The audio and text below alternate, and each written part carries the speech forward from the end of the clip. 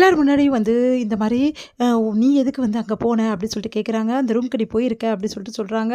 அதை கேட்டு எல்லாருமே வந்து அதிர்ச்சியாக பார்த்துட்ருக்காங்க. அபி சொல்கிறாங்க, அந்த ரூமுக்கு நான் போனது உண்மை தான். ஆமாம், நான் பேனா எடுக்கிறதுக்காக போனேன், வேறு எந்த காரணமும் இல்லை. ஆமாம், நாங்கள் தான் சொன்னோம் பேனா எடுத்துகிட்டு வர சொல்லி அப்படின்னு சொல்லிட்டு லக்ஷ்மி பாட்டி சொல்கிறாங்க. அதை கேட்டு எல்லாருமே வந்து அப்போது நீ எடுக்கலையா, அப்போ அந்த ரூமுக்கு நீ போயிருக்கிறது உண்மையாயிடுச்சு, அப்போ நீ தான் ஏதோ பண்ணியிருக்க, சொல்ல போறியா இப்போ இல்லையா அப்படின்னு சொல்லிட்டு ஓவராக டார்ச்சர் பண்ணுறாங்க. உடனே அதை பார்க்குற வந்து ராகு வந்து செம்மையாக டென்ஷன் ஆகிறாரு. இங்கே பாருங்கள், அவள் எடுக்கலை, தேவையில்லாமல் எல்லாம் பண்ணிகிட்டு இருக்காதிங்க, இந்த ரிப்போர்ட்டும் தேவையில்லை, இந்த என்கொயரியும் தேவையில்லை, எல்லோரும் இங்கேருந்து கிளம்புங்க அப்படின்ற மாதிரி சொல்கிறாரு. அதுக்கிட்ட நீ எப்படி ராகவ் இப்படி சப்போர்ட் பண்ணுற அப்படின்னு சொல்கிறோன்னே, எனக்கு தெரியும் யார் எடுத்தாங்க யார் எடுக்கலன்னு சொல்லிட்டு, கண்டிப்பாக அபி இப்படி பண்ணியிருக்க மாட்டானோன்னே ராகவ் பார்த்துட்டு அப்படியே அபி வந்து அதிர்ச்சியாக பார்த்துட்ருக்காங்க. பார்த்தா வந்து உடனே வந்து இல்லை நாங்கள் ஒத்துக்கவே முடியாது, இவ்வளோ நல்லா விசாரிங்க, அப்போ தான் உண்மையை சொல்வா, போலீஸ் ஸ்டேஷன் கூட்டிட்டு போய் விசாரிங்க அப்படின்னு சொல்லிட்டு அவங்க சித்தப்பா வந்து சொல்லிட்டு இருக்காரு. இதை கேட்டு அபி வந்து என்ன பண்ணுன்னு தெரியாமல் அப்படி வந்து அதிர்ச்சியாக நிற்கிறாங்க. அந்த டைமில் கரெக்டாக வந்து அங்கே இருக்க டாக் வந்து அந்த நகையை வந்து தூக்கிட்டு வருது, அப்படியே வாயில் கவிட்டு. அதை பார்த்து ராகவ் வந்து அப்படியே வந்து பார்த்துட்டு, பார்த்தீங்களா நகை எங்கே இருக்குன்னு நான் சொன்னேன்ல, கண்டிப்பாக அபி பண்ணியிருக்க மாட்டார், இப்போது எல்லாருக்கும் புரியுதா, நகை டாக் கிட்ட இருக்குது புரியுதா, இதுவே அபி தான் செஞ்சான்னு சொல்லிட்டு எல்லாரும் சொல்கிறீங்க, இப்போ புரியுதானோன்னா அப்படியே அதிர்ச்சியாக பார்க்குறாங்க. உடனே வந்து உண்மையிலே நீ பைரவ ரூபத்தில் வந்து என்னை காப்பாற்றிட்டுன்னு சொல்லிட்டு அபி வந்து அந்த டாக் கிட்ட போயிட்டு பயம் இல்லாமல் வந்து அந்த டாக்கை வந்து கொஞ்சுறாங்க. அதை பார்த்து எல்லாம் ஆச்சரியப்படுறாங்க. பரவாயில்ல அபி, உங்ககிட்ட பயம் இல்லாமல் இருக்கி அப்படின்னோடனே, இல்லைங்க உண்மையிலே இந்த டாக் என்னை காப்பாற்றிருக்கு அப்படின்னு சொல்லிட்டு சந்தோஷப்படுறாங்க.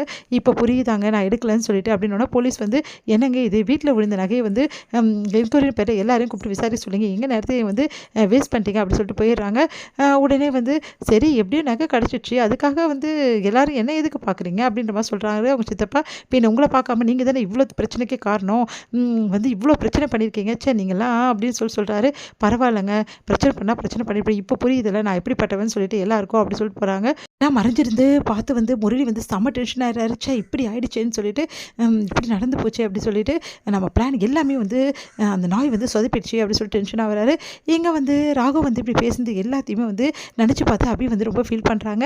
அவங்களுக்கு ரொம்ப சந்தோஷமாக இருக்குது. டென்ஷன் பார்ட்டி ஆகிது, நம்பவே முடியல, எனக்கு இவ்வளோ சப்போர்ட் பண்ணுறாரு, என் மேலே இவ்வளோ நம்பிக்கை வச்சிருக்காரு அப்படின்னு சொல்லிட்டு சந்தோஷமாக வந்து அபி வந்து வீட்டுக்கு போகிறாங்க. அடுத்து வந்து இங்கே என்ன பண்ணுறாங்கன்னா, நம்ம அஞ்சலி வந்து முரளியை தேடுறாங்க. இவர் எங்கே போயிட்டாரு அப்படின்னு சொல்லிட்டு, என்ன தேடிட்டு இருக்கியா அப்படின்னு. ஆமாங்க டைம் ஆகிடுச்சுல, நீங்கள் எதனா வெளியே போகணும்னு சொன்னீங்க, இந்த நெக்லஸை தேடி போய் தான் இவ்வளோ பிரச்சனைங்க, நெக்லஸ் வந்து பாருங்கள் எங்கே கிடச்சிருக்குன்னு சொல்லிட்டு.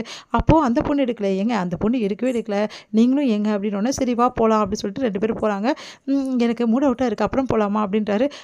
உடனே வந்து இந்த நெக்லஸ்க்காக தானே இவ்வளோ பிரச்சனை, முதல்ல கிளம்புங்க 2 பேரும் அப்படின்னு சொல்லிட்டு சொல்கிறதால பாட்டி கிளம்புறாங்க. ஒரே அஞ்சலி வந்து காரில் ஏறுறதை வந்து நம்ம அபியோட அத்தை வந்து பார்த்துடுறாங்க. அதை பார்த்து அதிர்ச்சி அடைகிறாங்க. இவங்க எங்கே வந்துட்டு போகிறாங்க, அதுவும் அந்த பணக்கார பொண்ணை வந்து கையை பிடிச்சி வந்து முரளி தம்பியை ஏற்றிட்டுருக்கு, ஒன்றும் புரியல இங்கே என்ன நடக்குது அப்படின்னு சொல்லிட்டு போய் கிட்ட போகிறதுக்காக போகிறாங்க. அதுக்குள்ளே அஞ்சலி போயிடுறாங்க.